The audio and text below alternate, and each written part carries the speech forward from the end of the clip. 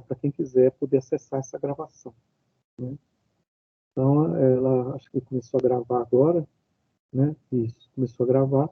E eu vou apresentar, então, o link, tá? Deixa eu compartilhar a tela aqui. Né? Aí vocês me falam... Ai, compartilhei errado, peraí.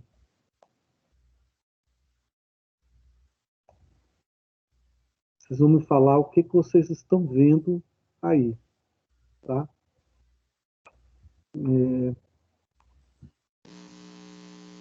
Acho que é a tela do computador, por enquanto, né? Tá, apareceu Agora aí. apareceu a capa. Isso. Tá joia, é a primeira lâmina, já tá, pode mandar ver. A primeira lâmina, isso. É porque do jeito que eu fiz aqui, eu perco contato com vocês, eu não estou vendo vocês, eu estou vendo só a minha lâmina. É assim mesmo, é assim mesmo. É porque você colocou tela cheia. Isso, perfeito, para ver melhor.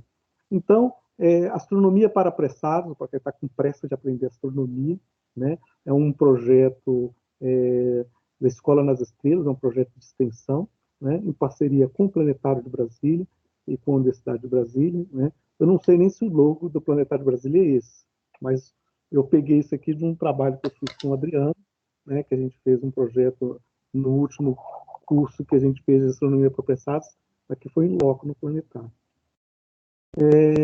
Então, a partir daqui, nós podemos dizer assim que Urânia, né, na mitologia grega, era uma musa, existiam 9 musas que regia várias áreas do conhecimento na Grécia, e Urânia é a musa da astronomia, astrologia, e depois se tornou a musa da ciência. Né? Você vê que ela é uma personagem que está com um lápis na mão e um mundo. É uma forma de descrição do mundo. Como que você pode descrever o mundo? A astronomia. Né? Nós podemos, assim, por que estudar ciências? Por que estudar astronomia? É um texto do Carl Sagan. Eu fui criança em um tempo de esperança. Queria ser cientista desde os primeiros dias de escola. O momento que marcou essa vontade foi quando entendi pela primeira vez que as estrelas são sóis poderosos, quando comecei a compreender que elas devem estar tremendamente distantes para surgirem como simples pontos de luz no céu. Nem sei se já conhecia a palavra ciência naquele tempo, mas queria, de algum modo, mergulhar em toda essa grandiosidade. Eu estava seduzido pelo esplendor do universo, deslumbrado pela perspectiva de compreender como as coisas realmente funcionam, de ajudar a revelar mistérios profundos, explorar novos mundos, até literalmente. Tive a boa sorte de ver esse sonho em parte concretizado. Para mim, o fascínio da ciência continua tão atraente e novo quanto naquele dia, há mais de meio século, em que se mostraram as maravilhas da Feira Mundial de 1939. Isso é um texto introdutório do Carl Sagan, que foi um astrônomo americano que escreveu no final da década de 80 a série Cosmos, né? E que recentemente, agora em 2014, o Neil deGrasse Tyson, né, um astrônomo americano que também trabalha com divulgação de astronomia, né? Ele reproduziu esses 13 episódios da série Cosmos, né? Você encontra, eu acho que hoje na Disney Plus, na Disney+, né? Essa série nova do Carl Sagan. E Esse Mundo Assombrado pelos Demônios é um livro que ele escreveu, que ele fala sobre o analfabetismo científico que se alastra nos Estados Unidos. Mas aí você pode repartir isso para o mundo inteiro, né? Não só nos Estados Unidos, como em toda a Europa, em todo o Brasil, no mundo todo. O quanto que você se deslumbra ao saber que o Sol é uma estrela, como as estrelas do céu, né? Só que a diferença é que a nossa estrela, ela está próxima de nós. Por isso parece tão grande. Né? Aí, com isso, a gente tem todo mundo já deve ter visto esse filme do Rei Leão, né?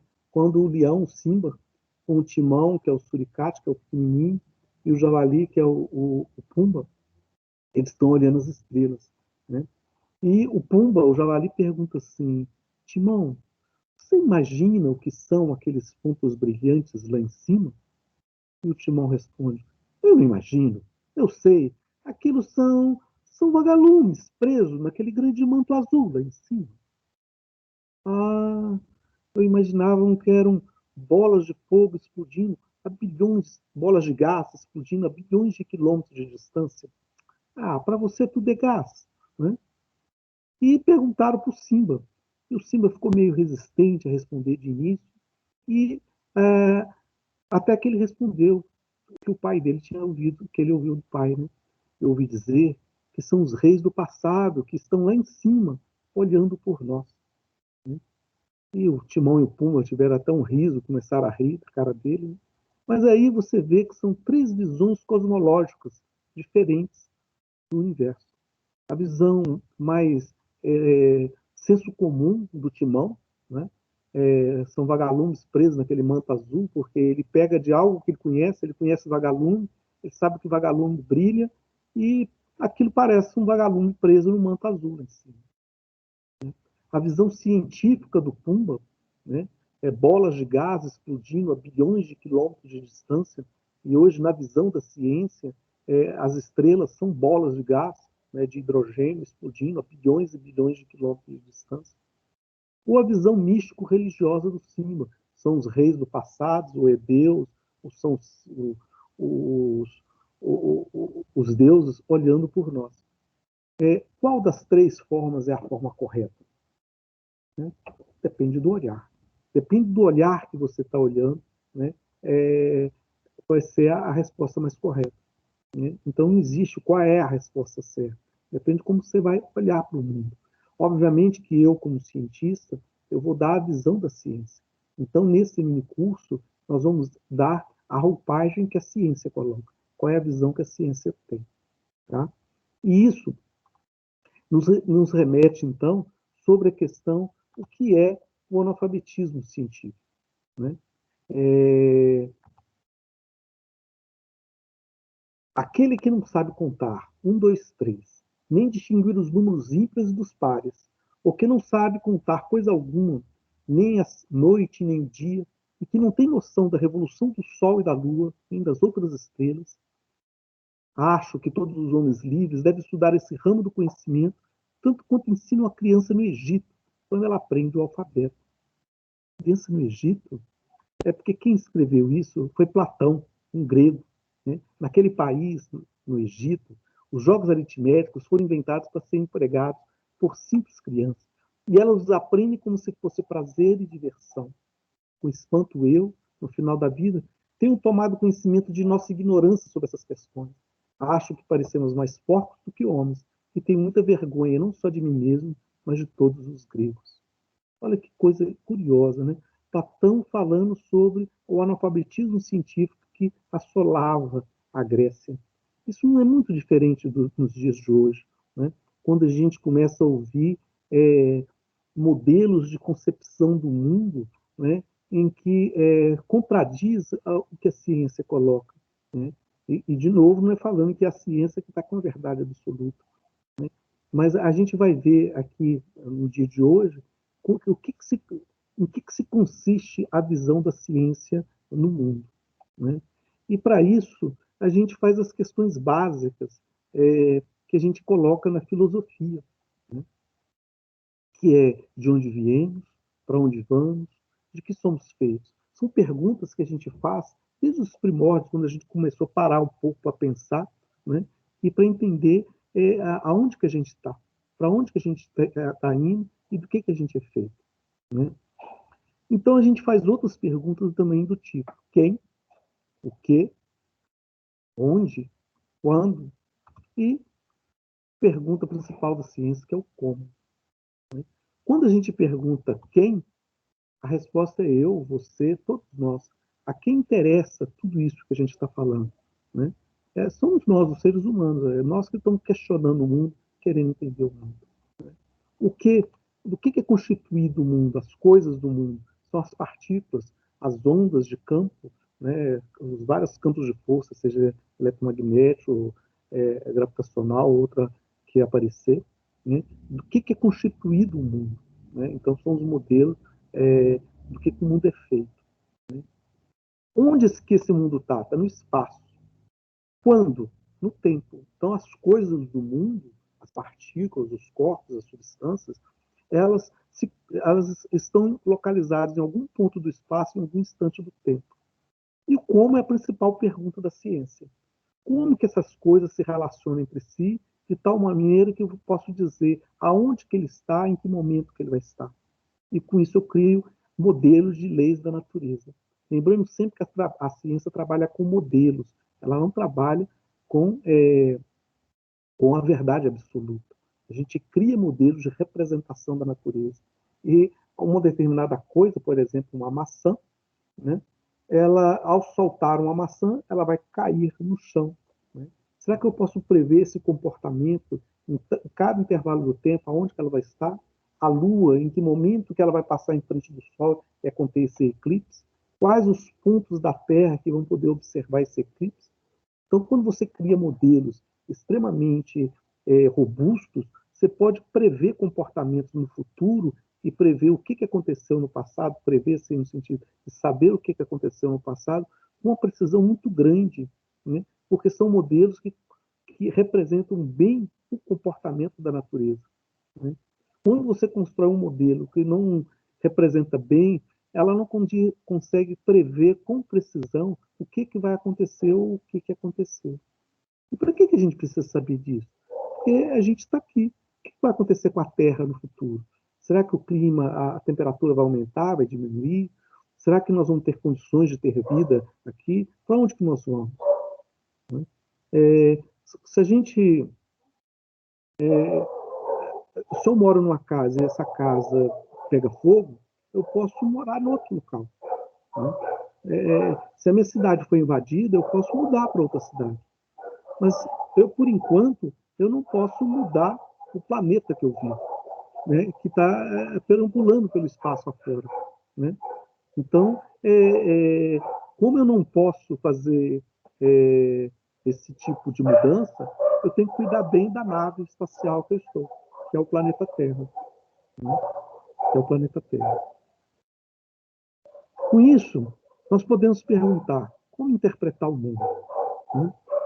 E como pensar o mundo? Aí nós temos a filosofia. A filosofia vai ser uma área do conhecimento em que você vai pensar o mundo, né? Sobre a questão do que a gente é feito, para onde a gente vai, de onde a gente veio. Né? Nós vamos falar em questões de ética, questões de moral, questões de com interno e externo, de como conviver uns com o outro. Nós vamos criar uma filosofia do mundo, entender o mundo. Como modelar o mundo? Como modelar o mundo vai ser a ciência. Né? Nós vamos criar modelos de concepção da natureza que podemos prever comportamento. Né? A ciência, então, ela vai ser de vários cunhos: a física, a química, a biologia, a geologia, né? A astronomia. São ciências exatas no sentido de que eu modelo o mundo em termos mais precisos. Mas você tem outras áreas da ciência que vai tentar entender o mundo com outras abordagens. Né? E é justamente respondendo aquelas perguntas que a gente fez lá atrás. Quem? Né? O que? Onde? Geografia. Quando? História. Né? Como? Ciência. Né? E você pode perguntar, como sentir o mundo? A arte. É uma outra forma de interpretar o mundo. Né? Você vai falar sobre sentimento, como que você sente. Né? Você vê que o músico, o pintor, o escultor, o dançarino, o cantor, eles têm uma interação com o mundo numa outra abordagem. Né? E a arte é importante. Quem que não gosta de uma música, quem não gosta de relaxar vendo um bom filme, lendo um bom livro, isso é arte. Que ela conecta com as nossas emoções, os nossos sentimentos, coisa que a ciência não faz. Né? E como transcender o mundo são as religiões. Né? Como você pode ir além. Né?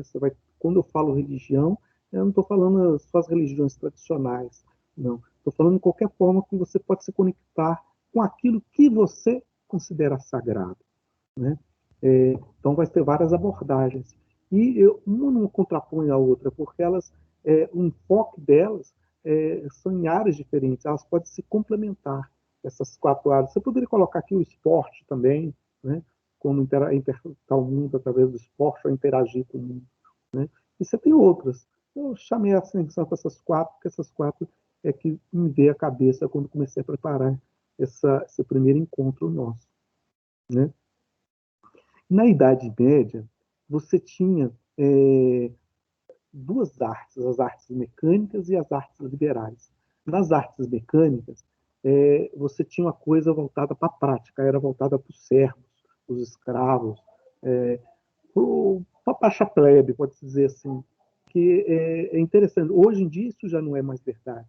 Mas você estava situado com o vestuário, calçados, a agricultura, a construção, os militares, a caça, o comércio, a cozinha, a metalurgia, coisas práticas, né, em que vai dar dinâmica à sociedade, né? E as artes liberais eram as artes dadas para os homens livres, né? Era uma minoria. Esses iam pensar o mundo, né? E era dividido em 4 partes: o trívio e o quadrívio. O trívio trabalha com a mente. Então você tinha a lógica, que é a arte do bem pensar, como você raciocinar, a dialética, que a gente fala também, como você, dado uma bifurcação, qual é o melhor senso a seguir? É o bom senso. E seguindo a razão. A gramática, como descrever isso numa linguagem que todos possam entender, né? E a retórica, a arte da persuasão, né? De convencimento. Como é que você pode levar aquela ideia e convencer o outro que você está certo. E o quadrívio era mais ligado à matéria, né? A aritmética, a geometria, a música e a astronomia, que eu vou explorar esses 4. Né? Essa imagem aqui é uma imagem mostrando as 7 artes liberais da Idade Média, que tem uma forte influência grega, obviamente. Mas você vê que, com o decorrer, com o Renascimento, elas começam a misturar as artes mecânicas com as liberais. E hoje, as artes mecânicas não é voltada para os servos, e as artes liberais para os homens livres, né? Quando a gente fala homens livres, é que na Idade Média era só homens mesmo, né? As mulheres não eram consideradas, não. É uma sociedade extremamente machista.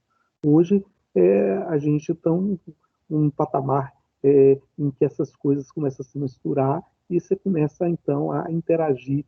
Um precisa do outro para conversar. Né? E o Quadrivium, né, é um livro interessante que eu tenho aqui, ele mostra justamente essas 4 áreas. Né?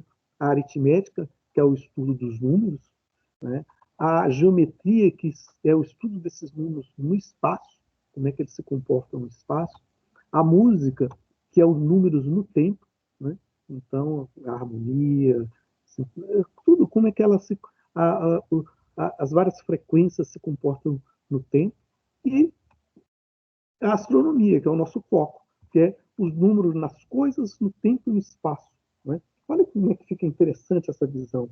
Como é que a gente pode interpretar o mundo, né, no tempo e no espaço. A astronomia, então, ela vai ser a semente da ciência.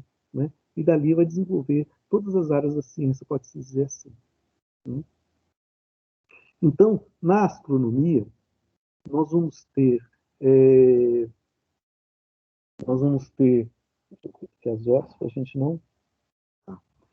A ciência que estuda o movimento, a constituição e a formação dos astros e suas relações entre si. Você vê que a astronomia, ali com Isaac Newton, né, começa a se dissociar da astrologia. Porque a astronomia, já que é a ciência que estuda o movimento, a construção e a formação dos astros, você pode prever comportamento, em que momento que vai ter a eclipse, quando que vai ter a cheia do Nilo, quando que vai ser a seca, quais são as previsões. Você podia estudar o comportamento da Terra. Então, desde a antiguidade, se eu posso estudar o comportamento da Terra, eu poderia estudar o comportamento humano também. Dali vem a astrologia. Né? Só que Com a introdução da matemática, de modelos matemáticos na astronomia, ela começou a se dissociar da astrologia. A astronomia é uma ciência, você pode fazer esse tipo de previsão, já a astrologia não é ciência do ponto de vista da filosofia de ciência. Está mais ligado a uma crença, ou mais ligado ainda, talvez, se fosse ligado à ciência, mais à psicologia do que física e astronomia, né? Porque são estudos de arquétipos humanos, de comportamento humano. Então, não tem a ver com a astronomia, muito menos com a física, né? Apesar de usar os astros como marcador de tempo, apenas isso. Não que os astros possam influenciar, já que a astronomia, dentro da validação dos diversos modelos que a gente tem, derruba essa ideia. Dentro da astronomia, nós podemos dividir em astrometria, que vai ser você medir a posição relativa dos astros, você medir a distância que eles estão, como que eles se comportam, como que eles vão se comportar no céu. A gente prevê o comportamento do movimento dos planetas, do Sol, da Lua, entre as estrelas, no decorrer do ano, né? Então, nós vamos explorar um pouco essas coisas no nosso mini curso aqui. A astrofísica vão ser modelos da física, tanto da mecânica clássica, da mecânica quântica, da mecânica relativística, né, da relatividade de Einstein. Você prevê da constituição dos planetas, das estrelas, das galáxias, do universo como um todo, né? Então, você pode olhar para uma estrela, você tem uma luz que vem da estrela, e ao você estudar de que essa luz é formada, quais são as frequências, qual é a cor que ela está emitindo, eu posso saber quais são os elementos químicos que tem naquela estrela, né? Se existe algum planeta que gira em torno dela ou não, né? Usando os modelos físicos que funcionam aqui na Terra. Então, isso é interessante porque dentro da ciência a gente tem um princípio que as leis da natureza são as mesmas em qualquer canto do universo, né? Qualquer canto do universo, as leis da natureza é a mesma. É um princípio que a gente usa, né? Ela não vai ser inválida. A lei de gravitação é a mesma aqui, em Marte, e numa galáxia em Andrômeda, em uma estrela e um planeta que esteja orbitando uma estrela na galáxia de Andrômeda. As leis da física são as mesmas. A astrobiologia, que é uma coisa mais recente, que é o estudo justamente da vida, a parte da biologia, não só no planeta Terra, como em outras, a possibilidade de ter vidas em outros astros. Por enquanto, a gente só conheceu vida aqui na Terra. Mas como só recentemente a gente começou a poder explorar outros astros, outros corpos no universo, mais diretamente, é que talvez nos próximos anos, décadas, ou talvez séculos, nós possamos validar, talvez, a possibilidade, e a gente acredita, a maior parte dos cientistas acredita nisso, que a vida deve ser abundante no universo. Por que acredita nisso? Porque os elementos químicos mais abundantes do universo são justamente os elementos propícios para a vida, que é o carbono, o hidrogênio, o oxigênio e o nitrogênio. Existe o hélio também, que é abundante no universo, mas ele não interage com quase ninguém. Mas esses 4 elementos são os elementos mais abundantes do universo.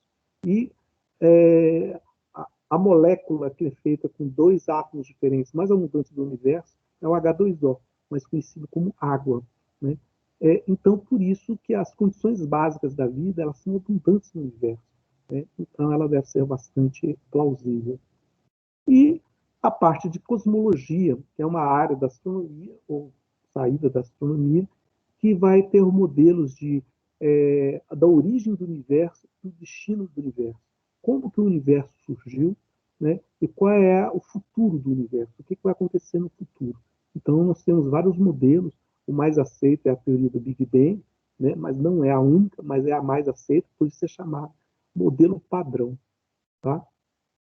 E daqui, então, nós perguntamos, né? Se der algum problema, vocês me avisam, tá? Porque como eu não estou tendo um retorno, tá tudo bem até agora?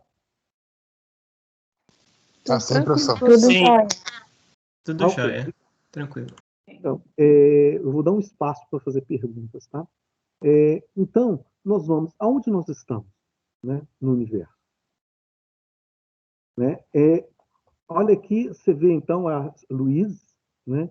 Ela está dando um zoom, né? Às vezes, algum computador ou outro possa ser que fique mais lento, né? Porque aqui eu estou passando um pequeno filme. Aqui eu estou à distância já de 10 quilômetros da Terra, estou a 100 quilômetros, né, ali na costa da Califórnia, né, nos Estados Unidos. Estou a 1.000 quilômetros, 10.000 quilômetros, eu já vejo a Terra como um todo. Aí aqui agora, rapidamente, eu estou afastando, já vejo a Terra com a Lua, né, e já a 10 milhões de quilômetros, 100 milhões de quilômetros, eu vejo o Sol, Marte, Júpiter, né? Mais adiante aqui em cima, vocês vão ver, olha lá, a New Horizonte, a Voyager, é a nave mais longe que o homem já enviou. Tudo ainda dentro do sistema solar, isso ainda é o sistema solar, né? Aí aqui é um ano-luz ao redor do Sol, a gente começa a ver, a observar as outras estrelas, mas tudo isso ainda está dentro da galáxia, né? Nós estamos nas estrelas mais próximas dentro da nossa galáxia. Há 10 mil anos-luz, a gente aí, ó, a nossa galáxia, 100 mil anos, nós moramos na periferia da galáxia. E ao afastar mais, essas galáxias, que têm mais de 200 bilhões de estrelas, se tornam um pequeno ponto. E nós temos mais de 100 bilhões de galáxias no universo conhecido. E tem outros universos que nós não sabemos, né? Então você vê o quanto que nós somos pequenos, quanto que nós somos a poeira da poeira de uma estrela, né? E então a gente volta novamente aqui para a Terra, né? Lá para a Califórnia, lá para o rosto da Luísa. A Luísa é essa moça que está deitada aí, e nós vamos focar agora nos olhos da Luísa. Nós vamos ver o quão rico é o nosso universo interno. E ao entrar, então, dentro dos olhos da Luísa, a gente começa a ver o mundo microscópico, né? A gente começa a ver lá as células de sangue. As células, por sua vez, são feitas dos cromossomos, que são feitas com as moléculas de DNA, moléculas enormes, gigantescas, que são feitas com diversos tipos de átomos, né? E um desses átomos é o átomo de oxigênio. E dentro do átomo de oxigênio, a maior parte é feito disso aí, ó, de nada, de escuridão. Mas lá no centro do átomo tem um núcleo atômico, né? Em que o núcleo atômico é feito dos prótons, nêutrons, e esses prótons e nêutrons é feito das menores partículas, que são os quarks. Esse é o modelo, então, das partículas. E a gente volta, então, para o rosto da Luísa, né? E a gente fez uma viagem do macro ao micro, né? Todos esses slides aqui eu vou deixar disponível dentro desse grupo do Teams, em arquivos, aí de tal maneira que tanto esse filme quanto o próximo que eu vou mostrar vai ser possível vocês pegarem, tá? E reproduzir quando quiser. Aqui, talvez eu vou ter que...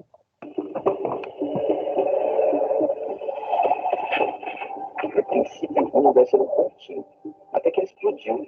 Bom, matéria e antimatéria se aniquilavam, enquanto as 4 forças fundamentais da natureza se separaram. Só estamos aqui hoje graças a uma misteriosa pitadinha a mais de matéria. Por muito tempo, tudo foi uma sopa opaca de núcleo, até que os elétrons andarilhos se juntaram a eles, formando os átomos. Aí então ficou escuro e monótono. A luz só veio quando nuvens de gás formaram as primeiras estrelas. Elas cozinharam elementos pesados e enriqueceram a química universal. Galáxias como a Via Láctea demoraram a se formar. O universo é como o Réveillon de Copacabana. Estrelas nascem e explodem como fogos de artifício. Em meio a pisca-pisca, surgiu uma estrela comum. Na Terra, bactérias se formaram da matéria inerte. Esse cantinho normal da Via Láctea foi o lugar mais extraordinário do universo. Por uns 160 milhões de anos, os dinossauros andaram na Terra, até que um asteroide quilométrico acabou com quase todos eles. Mamíferos ganharam espaço, e nossa espécie surgiu nas savanas da África. Na escala cósmica, um piscar de olhos separa você dos primeiros humanos. Não é incrível pensar que nosso cérebro pode bolar uma narrativa científica que abrange dezenas de bilhões de anos? Foi assim, a história do universo contada em 1 minuto, né? Foi essa narrativa que tem aí. Eu vou deixar esse vídeo também disponível, né? É tirado da revista Galileu. E você vê que se a história do universo todo coubesse em um ano, a história do ser humano seria contado nas últimas 1 hora e meia, né? E do Homo, os últimos, pode-se dizer, 4.000 anos de história nos últimos 20 segundos, né? De história da Terra. Então, 4 segundos está por um ano, assim como a história do homem está para a história do universo, né? Então, ou seja, nós somos uma dica perto do universo, estamos quase nada dentro do universo, a gente acha que é o ó, como se dizia lá na minha terra, no interior de Minas, o ó do Borogodó, né? É uma petulância muito grande do ser humano. Então, a proposta desse mini curso de astronomia hoje o que é ciência, o que é astronomia, o que é cosmologia, uma introdução geral que a gente fez. No segundo encontro, que é quarta-feira, a gente vai falar sobre os movimentos da Terra, né, rotação, translação, precessão, outros movimentos, e como que isso afeta a contagem do tempo, né, dos calendários. No terceiro encontro, eu vou falar sobre os movimentos da Lua, o efeito das marés, as viagens espaciais que o homem já fez à Lua, se é que fez, né? Tem gente que duvida, a gente fala disso também. No quarto encontro, eu vou falar sobre uma visão geral do sistema solar, sobre o Sol e os diversos planetas, asteroides que compõem o sistema solar. No quinto, nós vamos falar, no quinto sexto, sobre as constelações, no quinto, as constelações zodiacais. Aí, com isso, a gente vai usar o Estelário, que é um software que simula a cúpula do planetário. Então, quando a gente está dentro do planetário e fica vendo o movimento das estrelas lá, nós vamos representar aqui pelo software Estelário, que é gratuito, qualquer um pode baixar e a gente pode simular o que acontece na cúpula do planetário, né? No sexto encontro, nós vamos continuar falando de outras constelações que não só as zodiacais, sobre nebulosas e galáxias. No sétimo encontro, eu vou falar um pouco da importância de Brasília na astronomia, a missão Cruz, né? Nós temos um projeto interessante, que ano que vem nós vamos fazer 200 anos da independência do Brasil e 100 anos da pedra fundamental que tem lá em Planaltina, né? E vocês sabem que Brasília nasceu em 1894, Luiz Cruz, que é um astrônomo belga, que era o diretor do Observatório Nacional do Rio de Janeiro, ele foi, junto com outros 21 cientistas, eles vieram nessa região e demarcaram o quadrilátero Cruz, que hoje Brasília está dentro desse quadrilátero Cruz. Nós vamos falar sobre isso também, né? Um pouco da história da astronomia, e a importância que tem a missão Cruz na história de Brasília e a importância com a astronomia. E no último encontro, questões abertas da cosmologia, o destino da Terra e da humanidade, e a gente finalizar nosso encontro, tá? E esse é um quadro foi encomendado pelo Camille Flammarion, um astrônomo francês da virada do século, de 1800 para 1900. Ele foi morrer em 1930 e pouco, né? E ele tem essa visão aí de uma pessoa, será que o universo são pontos brilhantes no céu? Ou será que eu posso levantar esse véu e ver um universo muito mais fantástico que tem por detrás? E a ciência é uma das possibilidades de levantar esse véu e você poder vislumbrar um universo tão maravilhoso que é fora dessa redoma que alguns acreditam que a gente vive, né? E perguntas, né? Eu vou soltar as perguntas. Eu agradeço aqui a todo o curso de Ciências Naturais da FUP, né? A minha família, aos meus alunos do UNB, ao Galo Mineiro, que eu, como mineiro, sou um atleticano fiel, a toda a tripulação da Enterprise, porque Star Trek foi uma ficção científica que sempre me influenciou, e a todos vocês também, né? Essa aqui é eu vestido de Luiz Cruz, num trabalho que a gente tem de reviver a missão Cruz, e eu vou contar, quando a gente for falar da história do Cruz, eu vou contar essa experiência para vocês, tá bom? Então,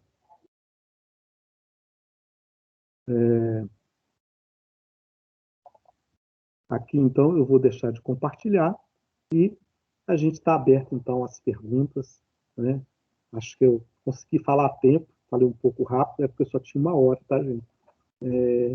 Então, estamos abertos. Podem questionar alguma coisa, alguma dúvida. Falei rápido demais, não falei, né? Por favor, estejam à vontade. Tem vários ex-alunos meus aí, ó, né? Questões? Posicionamento? Pode falar também o que acham, tudo. Qual é a proposta desse mini curso, né? O Paulo, sou eu, que é Edinaldo aqui. A turma que está aqui é uma turma que já tem pessoas que já têm algum domínio, tem outras que têm interesse e tem outros que não têm nenhum.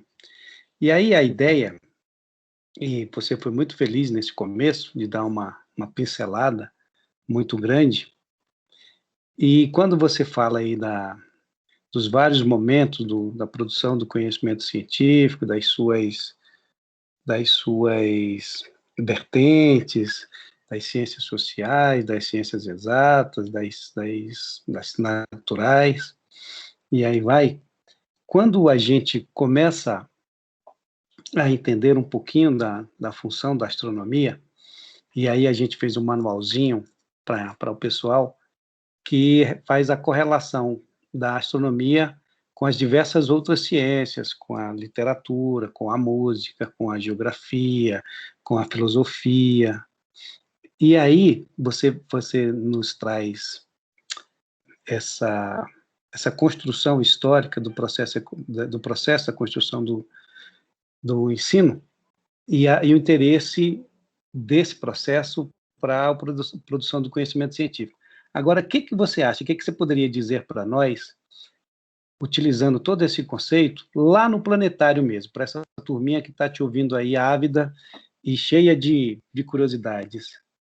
Como é que eles podem receber bem as pessoas lá e fazer com que essas pessoas que são recebidas, possam entender de ciência, possam entender de astronomia, possam entender de outras ciências que a gente aborda lá, de uma forma bem, assim, bem agradável, bem delicada? Como é que você poderia dizer para a gente, você viu aí esse processo é bem longo da construção desse conhecimento, a gente tem relatos de fases da Lua desenhadas em pedras antes mesmo de qualquer outra forma de expressão humana, e os caras já desenhavam, já tinha essa fascinação para olhar para cima. O que você pode contribuir para essa turma que está aí, para que eles possam atrair ou seduzir as pessoas que vão lá no planetário? Só antes de responder, Reinaldo, a Ellen está com a mão levantada também. Ela quer perguntar primeiro, Ellen? Aí eu respondo os dois ao mesmo tempo. Ellen, você está com a mãozinha levantada. Não, foi sem querer, professor. Foi sem É, querer, professor. então tá. Desculpa. Não, não tem problema, não. A ideia é essa, é mostrar que aqueles que trabalham no planetário, né, independente de qual a função, né, é interessante isso, é você trabalhar num ambiente em que você sabe do que está falando, qualquer um, né, que esteja ali pode falar do quão importante que é esse espaço, né, para você saber de onde você veio, para onde você vai, o que está sendo feito, independente de qual área, né? Eu lembro aqui de um filme que chama Amor ao Quadrado. Foi gravado dentro do planetário, né? É como se fosse uma ficção científica. Você tem aqueles túneis lá em cima, assim, que é muito bonito, né? E eu achei muito interessante isso, mostrando então esse tipo de interação. Você tinha uns quadros, não sei se estavam presentes ainda no planetário, porque desde a pandemia eu não fui lá, com vários retratos, né, de galáxias, de nebulosas, de estrelas, né, mostrando a questão da principalmente da astrofotografia, que é uma arte conectada à ciência. Você vai ter a literatura, né, a poesia, rica no entendimento de onde vim, para onde vou, o que é aqueles negócios que estão lá em cima. Né? As crianças, então, quando a gente está dentro da cúpula, eu lembro vários momentos que eu e o Adriano tivemos dentro da cúpula e a gente fazia um bate lá, bate-cá bem espontâneo. As crianças, principalmente, são as que mais fazem perguntas, e fazem perguntas que a gente não sabe a resposta. Né? Isso é interessante, a gente não matar essa curiosidade de querer saber onde que a gente está, que mundo que a gente está. Enquanto que isso é importante, no sentido de que, para você planejar melhor a nossa existência no planeta, a gente tem que saber onde a gente está. Tem gente que pergunta, qual a importância de eu mandar uma nave para Marte? Qual a importância de eu mandar uma nave para pousar em um asteroide que está girando em torno do Sol? E trazer parte dessa rocha, desse asteroide para cá? Porque esse asteroide vai trazer informação dos primórdios da Terra. Aí eu vou poder criar modelos de saber como a Terra era, como é que ela está agora, e posso então prever comportamento, como é que ela vai ficar. Né? E com isso eu posso planejar melhor. Por exemplo, algum de vocês pula do alto de uma montanha? Porque conhece a lei da gravidade, sabe que vai se esborrachar lá no chão. Mas eu tenho um amigo, professor, que dá aula de astronomia lá na FUC também, professor Ivan, que na época de seca, todo sábado ele pula lá do Itiquiro. Só que ele pula de parapente. Né? Ele está violando a lei da gravidade? Não. Mas ele conhece a lei de aerodinâmica também. E sem violar a lei da gravidade, ela continua puxando para baixo. Né? Você, ao entender como a lei funciona, você faz com que ela trabalhe a seu favor. Então, você pode fazer coisas inimagináveis. Né? Você vê toda essa tecnologia que a gente está conversando aqui agora, cada um na sua casa, e a gente podendo se comunicar quase como se estivesse um do lado do outro. 90% dessa tecnologia é devido à mecânica quântica, que não tem 100 anos de vida. Não tem 100 anos de vida a mecânica quântica. Né? Estou falando lá de Copenhague. Né? A de 1905, de 1900, ela tem 120 anos. Mas que seja, 120 anos. 121 anos, desde que o Planck propôs as ideias do quantum. Né? E a gente tem aplicações hoje de modificar completamente a forma como a gente interage com o mundo.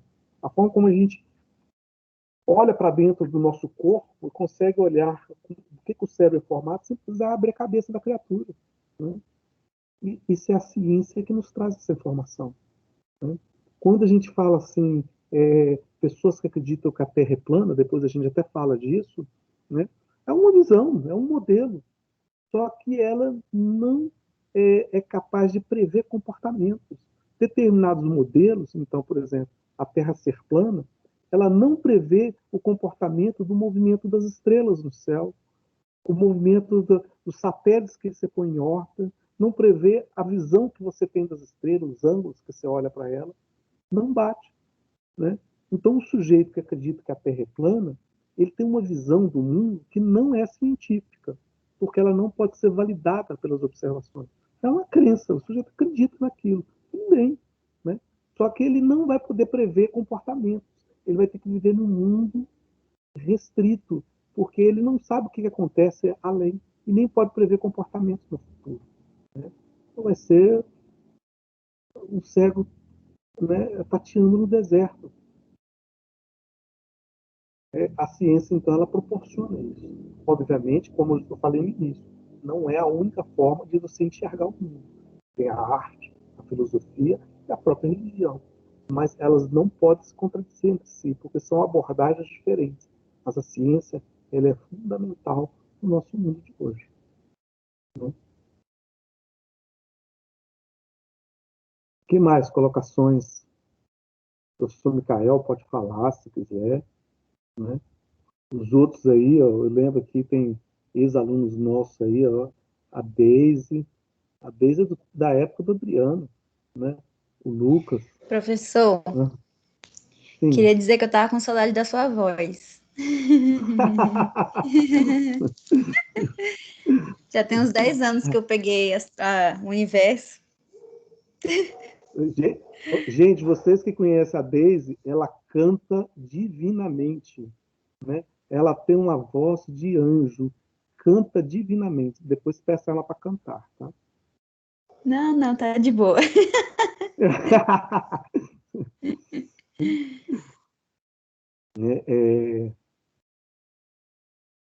Podem falar aí.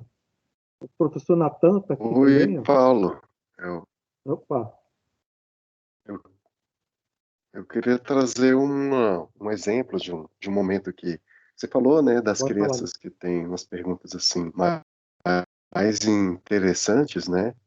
Lembro uma vez que a gente estava numa atividade dentro do planetário e entrou várias pessoas adultas, né? A gente estava no planetário inflável, lá na FUP mesmo, e entrou uma criança, né? E aí você fez ali a explanação, mostrou ali as estrelas e tal, e no final a criança fez a pergunta, né? Uma pergunta bem interessante que, que muitos adultos não pensam sobre isso, né? Que ela perguntou como que a gente sabe o formato da Via Láctea, né, o formato da nossa galáxia, se a gente está dentro dela. Aí você pode comentar aí essa resposta que você deu para essa criança nesse momento lá. É legal, né? E a criança que pensa desse jeito. Qual é o formato da galáxia se a gente vive dentro dela? Como é que a gente fala com a galáxia espiralar? Aí eu respondi para ela assim, para a criança assim: imagine que você não tem espelho. Como é que você sabe que você tem dois olhos, um nariz, duas orelhas, se você não consegue ver sua orelha, a não ser no espelho? Você se mira nas outras pessoas. Você olha as outras pessoas, vê que ela tem dois olhos, um nariz, duas orelhas, né? E tem uma boca, e que você fala assim, poxa, eu não sou diferente da nariz, uma boca e dois ouvidos, duas orelhas, né? Então, a mesma coisa, eu olho para outras galáxias e vejo, miro as outras galáxias na minha, né? E como eu vejo que as galáxias elas têm um determinado formato, aí eu vou falar assim, minha galáxia é parecida, ela não é diferente das outras, né? E a criança entendeu, né? É curioso isso, né? Você me fez lembrar de uma outra vez que quando a criança, o jovem saiu, eu perguntei o que ele achou. Ele falou assim, eu gostei muito do que você falou.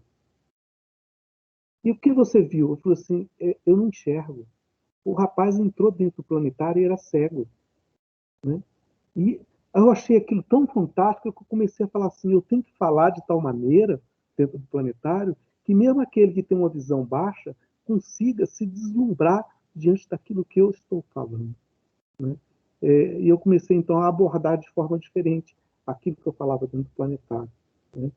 Você vê então como que a gente e como que a pessoa tem uma percepção diferenciada. Lá no planetário até tem, lá embaixo, no subsolo, um, um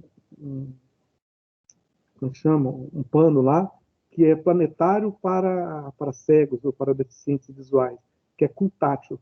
Foi um trabalho com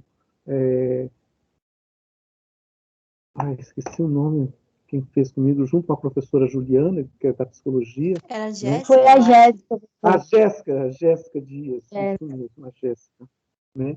E a gente gostou tanto que depois ele falou assim, aqui no planetário ele vai ser mais útil que lá dentro da FUP, porque aqui vai vir gente de tudo quanto é canto.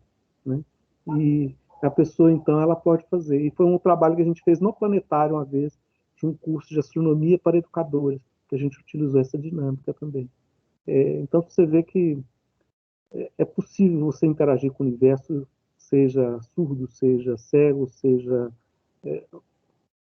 que tipo de forma como você vai interagir com o universo. É importante a gente criar novas formas de como você pode interagir com isso, né?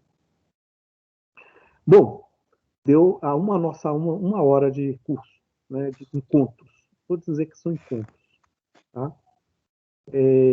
Na quarta-feira, então, vão ser segundas e quartas, serão 8 encontros, de 7 às 8 da noite, né? Então, eu espero contar com vocês na quarta-feira, né? Aí essa fala vai ser mais não vai ser com PowerPoint, vai ser com o planeta Terra. O Sol está ali, a Lua está aqui, né? A Lua está aqui.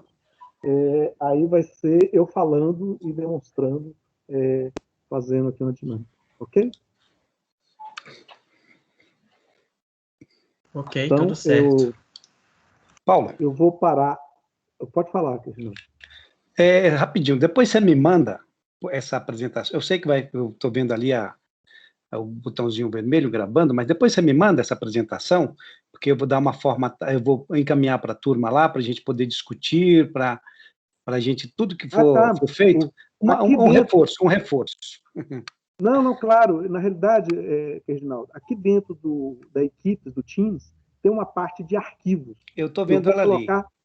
Eu vou colocar ela ali, daqui a pouquinho eu vou pôr ela ali. Tá ótimo. Certo? E depois eu vou deixar o link.